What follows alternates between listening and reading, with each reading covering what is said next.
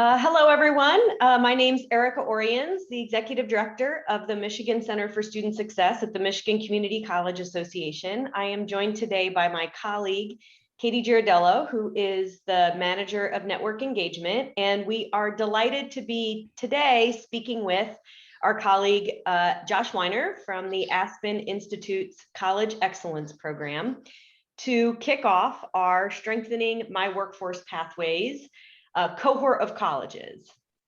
So Josh, as you know, we have been planning our Strengthening MiWorkforce Pathways project using your work in the Aspen Institute's Workforce Playbook as a framework to kick off this work. We'd like to give our cohort members a better understanding of how the playbook came to be. What can you share about the work that went into developing the playbook? Yeah, thanks, Erica. First, it is something that I really enjoyed being part of, but the lead author is Brittany Davidson and my colleague Tess Henthorn, and this really was a group project. So this came about because we've been running the Aspen Prize for many years, and there are two places that students on the credit side, but even on the non-credit side, go after they graduate, after they leave our colleges. One is they go to transfer and seek a bachelor's degree, and then they're seeking a good job after that, or they're in workforce programs, they're going directly into the workforce. And as we did the work on the Aspen Prize over the first 5 years, we realized that colleges that were doing exceptional work in transfer and in workforce did different kinds of things that really required some investigation. And when we looked at the college-wide practices and the programmatic practices that align to strong transfer and workforce, we found that there were gaps in the research. So in 2016, as you know, we released a transfer playbook with our friends at the Community College Research Center, which has been used quite a bit in the field. And then we turned our attention to the workforce playbook. It was really in conversation with Ascendium, the funder of this, that we decided what the scope of this would be. So what we did was we started with the data. We looked at colleges that had good completion rates, improving completion rates, and equitable completion rates. And then we looked for evidence that they had strong workforce outcomes. We looked both in quantitative data, and we did a full literature review looking at the National Science Foundation and others that had documented quantitative strength in workforce outcomes among community colleges.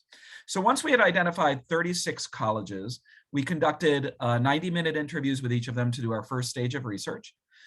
From that, we selected 6 to do deep dive site visits with, and we went in and spoke to presidents and program leads and advisors and faculty, but we also spoke with employers. We went offsite to employer sites to try to understand what led these colleges to have such strong workforce outcomes from the employer perspective. When we got back from all of that research, we realized there was a lot more we needed to know on the employer side. So we did follow-up calls with a number of additional employers. And really all of that rolled up into the playbook that you've all read and the 4 pillars.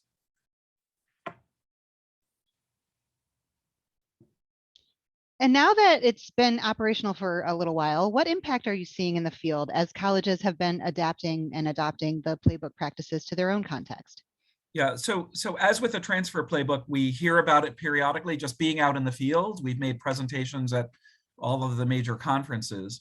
But we also had, again, Ascendium extended their grant to enable us to work with 100 colleges in the field over the last 18 months to align their guided pathways work with the workforce playbook and really incorporate that in. And we've seen really 3 things that categorize the changes made. We've been pleased with the changes that are being made. One is colleges are just paying a lot more attention to what the outcomes, the workforce outcomes of their programs are. I know this is something colleges have always cared about, but I think in the words of Felicia Williams, now president of Prince George's Community College, colleges are paying attention to whether students are underwater or above the waterline. They need to define the waterline, who is earning good wages and who's not. Secondly, with the increased commitment to equity and social justice, a lot of colleges are looking at who's in which programs. So who actually is achieving strong wages and good jobs with benefits after they graduate. So I think that's the first thing, is we're seeing a lot of attention at the leadership level and at the program level in who, in fact, is above the waterline and who's below, to try to think about where changes need to be made.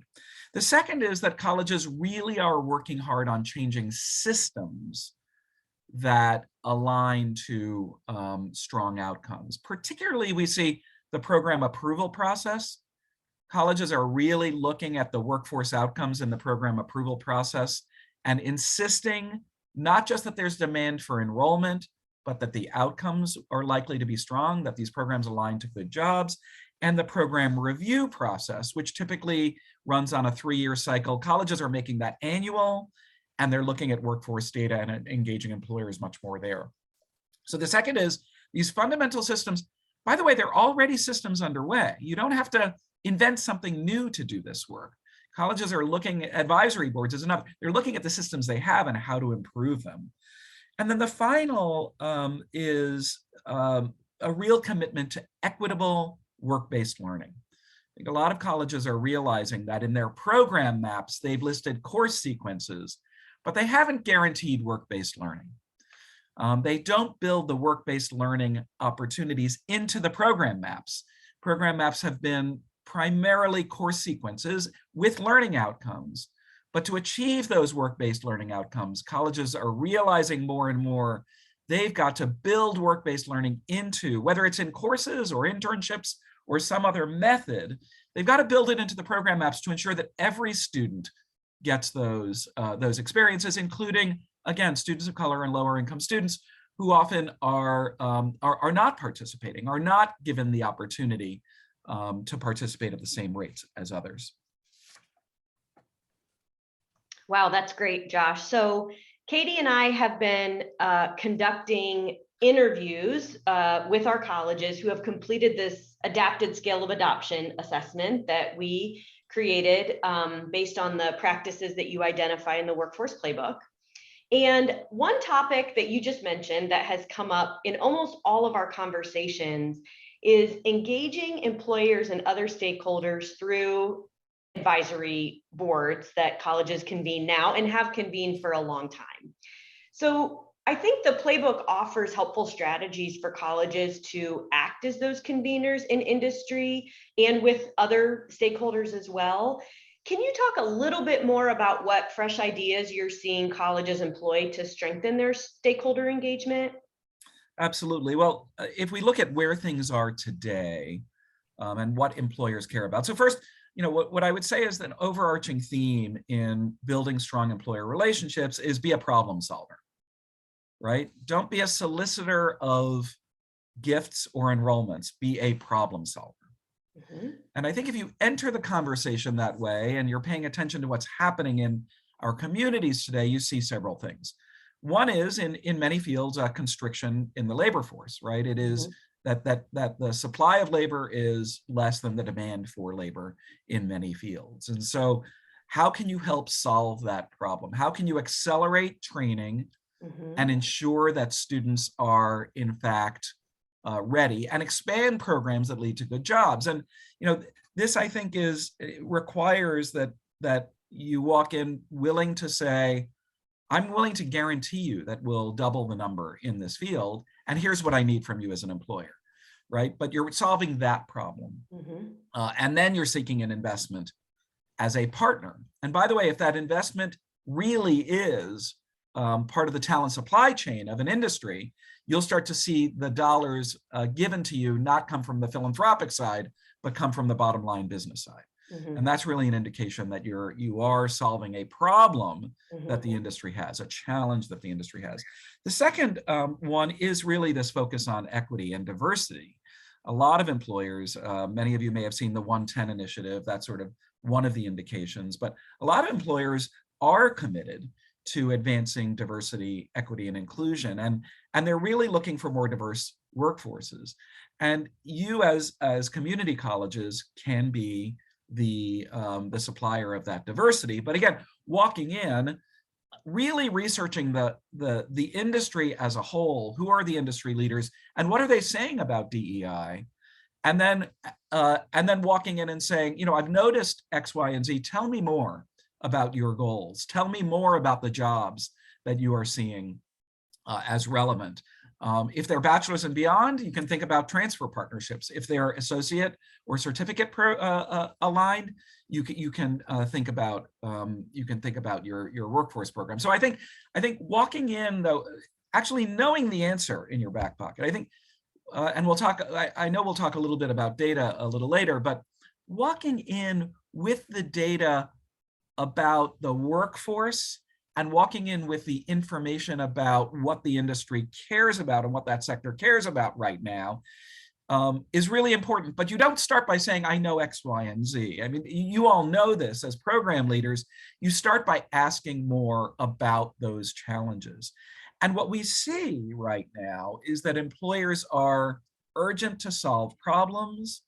They're going to want a quarter. They're going to want an answer by the end of the next quarter. You may or may not be able to provide that, but I think if you have clarity about what they care about, and you then know what the data look like in terms of who your student body is, who's in the population of the community, where are your students coming from, where are the good jobs, what we're seeing is that colleges are forging strong beginnings of partnerships, resurgent partnerships during this period.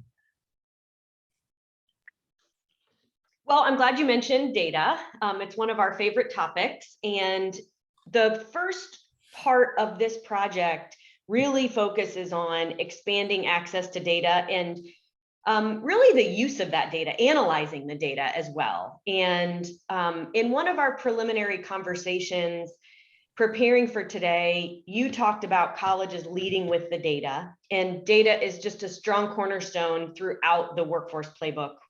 When you clearly learned that from the colleges that you interviewed and that you visited as well. When we host those workshops, program faculty and institutional leaders will be thinking about how they can use those data. So in what ways have you seen institutional practices grow and change in the colleges that are using the labor market data that you've provided to them? Yeah, I think colleges, so first of all, it's a turbulent time. I just want to acknowledge that data right now, our labor market data, are a little hard to use because what we see historically from pre-pandemic years was dramatically interrupted. Those data just don't reflect what happened during pandemic years. And so it's important to look both at what's happened pre-pandemic and during the pandemic. If you only look at what's happening during the pandemic, you're not going to know what's going to happen post-pandemic. But of course, you got to deal with the situation as it exists now. So I would say a few ways colleges are using the data. First is, I think the projections on where the growth is in jobs in your community, in what sectors, really gives you a very strong hint as to which sectors you want to reach out to. And we're seeing colleges hone in on that. I think by and large, colleges had a sense of that. What's even more valuable is to see which industry sectors have decent jobs aligned to associate degrees or bachelor's degrees, right? I think that the beginning point is to really ask, where are the good jobs and what are the degree requirements in those fields? Because that's going to be, as I mentioned earlier, a big definitional challenge for colleges is, do I pursue filling those jobs through a transfer partnership with universities if they're bachelor's and beyond jobs, or do I seek to fulfill that demand through my workforce programs? And you really need to have, and by the way, in many industries, information technology, it's both. Manufacturing, it's both. Healthcare, it can be both, although that tends to be a little more bachelor's and beyond focused for good jobs. So it's not that it's an either or, but you need to crisply understand how many jobs are in each field and how am I going to pursue this. The second thing is in employer conversations. Having knowledge of where the growth appears to be going is helpful. And even walking in and saying, I see from the labor market data growth in X, Y, and Z areas, is that right? Help me understand that better. What do you know about that? Does the past predict the future in the way these data suggest, right? But walking in and talking to employers, making clear to them that you've looked at the data, is a very powerful way to enter the conversation. They often don't expect that. They expect that you're going to come in and just ask questions. That level of sophistication can matter. And then again, using data in all of the key processes at the college, front door advising, really helping students understand here are the 5 job areas where there is where there is growth, where it leads to good jobs, where there's job availability that aligns with what you care about and your interests, right? I care about helping people, okay? We know that there may be social work, rehabilitation services may be strong in your community. If they come in and they say, I care about people and I want to, I want to be a hairdresser because that's what my aunt did. You might say, well, that's great, but we believe that out of cosmetology, the wages aren't as good as they might be if you worked in rehabilitation services. So let's look over here. So using data to help advisors understand what good outcomes look like, and then advisors help students is one way. Program approval processes. San Jacinto College set a waterline where there's a minimum wage needed for any program to be approved. What does that wage look like? And how do you build that into your program approval process? At Valencia College, even their short-term certificates, the 6 to 12 week certificates have to make $15 an hour, right? They're using those wages for those purposes. And then finally, program review, that annual process. If you can get to annual program review, looking at not just enrollments and completions, both really important. You don't enroll students, they can't complete. And if students don't complete, they're not going to get a good job, right? Those are really important. But how do you add labor market outcomes to that? And how do you present that to all of the actors, as the playbook suggests, that can play a role in improving programs and delivering value to students? So those are a few examples from understanding what the vision might be for your programs, all the way to reviewing them for continuous improvement. Thank you. And I'm glad you mentioned too the important role of advisors. As you know, they are critical to the success of students and often to the success of the programs. We've talked before about how our project focuses on the program level, but clearly there's an integration of other personnel, including advising staff and the executive leadership support that is necessary for our program staff and faculty to holistically address strategic design and equity in student access and outcomes. So as we're pulling people together for the first time with our cohort, what advice do you have for folks in the program leaders, as they might be seeking to garner support from their executive leadership and sort of lead from the middle to impact change in this project? Yeah, well, the first is just lead by example. I mean, do excellent work. And I mean that, we go into Aspen Prize colleges. I visited 100 colleges through that process and another couple of hundred across the country over the last decade. And the first thing I'll say is that leaders will trot out the excellent programs every time. And it's very clear why. Those program leaders are aligning what they do with the college's mission, and they're delivering strong results. The second thing I will say, which is usually the case, but not always, really think about how you're going to evaluate your program and collect the data to document the results. Very often we charge ahead with program initiatives and we don't at the front end think about the data that we need to collect to document that it is working at the back end. That's really important, not just to garner support from your leaders, but it's also important so that you can help others understand why the practices you've engaged in matter. If you can show them strong enrollment completion and labor market outcomes, and then you say, and we did it by going to annual program review, it's very hard for them to say, well, that works for your program, but it's not necessary for mine. If all you say is we went to annual program review and we think it's helped with our outcomes, but you can't document them, you will not be contributing to the college's reform efforts. So I would say, one of the things that we see all the time is that evaluation is an afterthought. Really think at the front end, how am I going to evaluate the program? When are we going to review it? And even have a stop, start, modify framework every year for your program. Walk in and say, we're going to stop doing some things. We're going to start doing some things. We're going to modify. really think about setting the culture so that the data informs informs that process. The last thing I will say is know what the college-wide reform strategy is and think about how you can align your reform efforts to the college-wide reform effort. If you do that, the chances that you will gain support and have impact go way up. If the college is really engaged in front door advising reforms, really ask yourself the question, how can we do that at the program level to contribute? Don't say, well, that's fine, but I got a capstone experience and that's where we're going to focus. New capstone experience, we're going to focus our energy there. I don't have time for advising reform. That's not going to help. And I will tell you that institutional leaders may let you do the capstone, but they may not. But if they let you, they're certainly not going to invest extra resources. Excellent leaders have a college-wide reform strategy, and that's where they're going to be investing dollars. And if you can help them show successes in those particular areas, the chances that you as a leader will gain relevancy at the institution, that your program will attract more resources within the institution goes way up. So those are the few things that I would suggest that program leaders consider as they aim to lead from the middle.